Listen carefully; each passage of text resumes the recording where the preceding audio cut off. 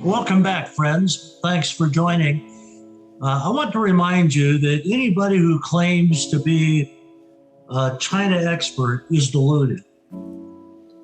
I don't know if there is such a thing. China is too big, too fast moving, too complex.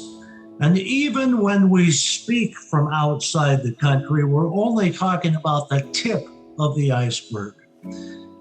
And so I come to you as a China watcher. I've been doing it for decades. I read everything that I can get my hands on. I try to listen to people that know more than I do. We have many friends inside of China. I openly want to acknowledge that we have not been back to the country since November of 2019. I will be on the first plane once we can go without a 14-day requisite stay in a 3-star Chinese hotel. So that's the reality.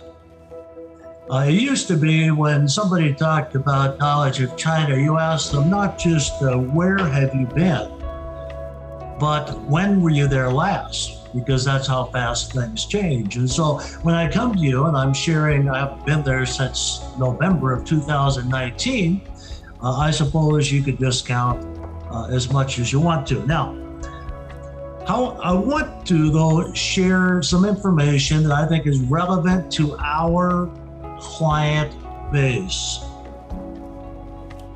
You can decipher. We know that right now COVID makes plans in China a moving target. They have a zero tolerance policy, which simply means they're not going to let it run its course. And they're not going to go with herd, herd cure. So when they find a case, they begin to lock down immediately. This can be city lockdown. It can be provincial lockdown. It can mean you don't go outside your home in the most severe cases. Thankfully for the people of China, that is not often. But it can often mean you don't travel based upon your locale and your home. You simply stay home until their metrics for cure and for safety have been met. Now, what that means is that you can have plans with your China partners, but logistics can be shut down at a moment's notice. Gatherings of any type can be curtailed. And then you can have a city that's open and another city not too far from it that's closed. Now that's the reality. So this makes planning very, very difficult for any of us that have work inside of China. Just be aware of it. And we're discovering with our particular industry that it opens and closes seemingly at random, though I'm sure the authorities would say it's not random at all. It's based upon the science and their testing. We've just finished the Olympics. They're now involved in the Special Olympics and hosting them. And China is always especially cautious about anything negative during an event such as these. They have just come through the Chinese New Year. Things are pretty much back to normal, but it kind of was often a sluggish restart. And so as we finish the month of February, that is ending and the new year has begun. A couple of other things you may find interesting. There's new internet regulations, which are scheduled to be enforced on March the 1st.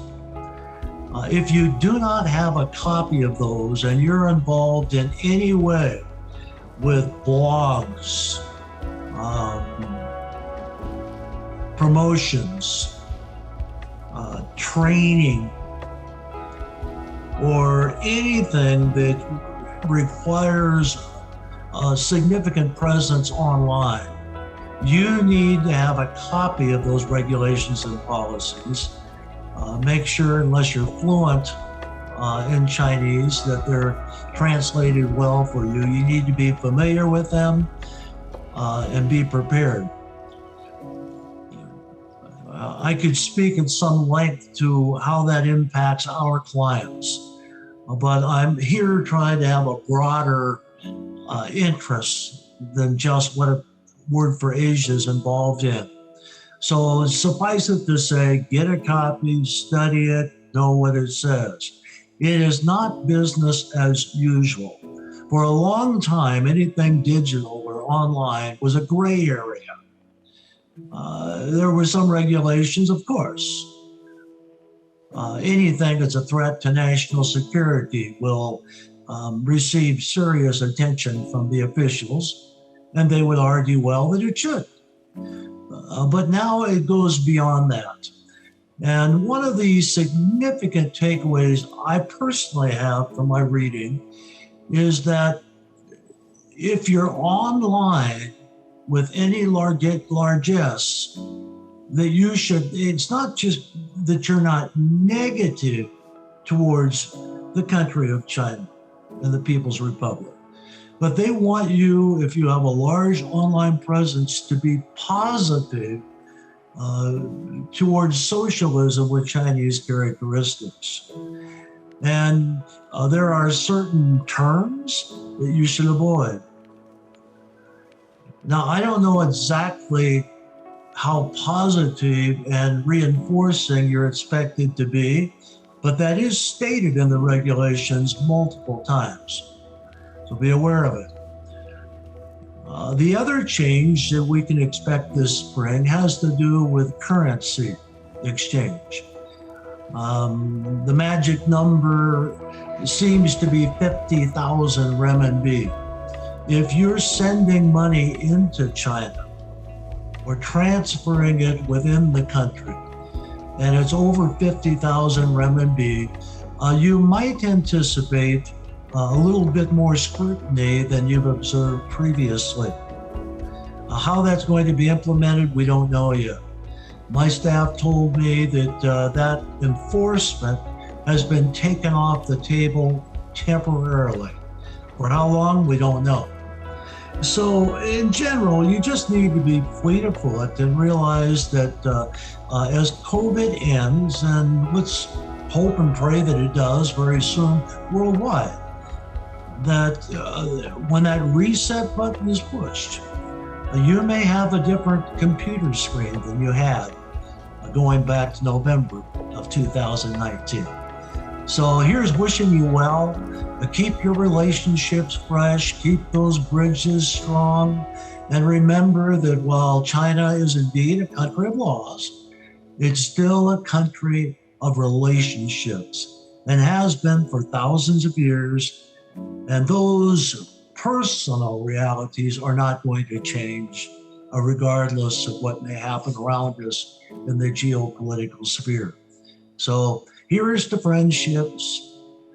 Be ready. I'm very optimistic and maybe hopeful, would be a better word, that we can return to our travel, to building of stronger bridges. And though it may be different, a friend said years ago to me, change is always different. And expect change, expect some differences. I've alluded to a couple arenas of regulations, and there will be more. So here's to a new day, but it could be fun. I'm anticipating it. I hope you are as well.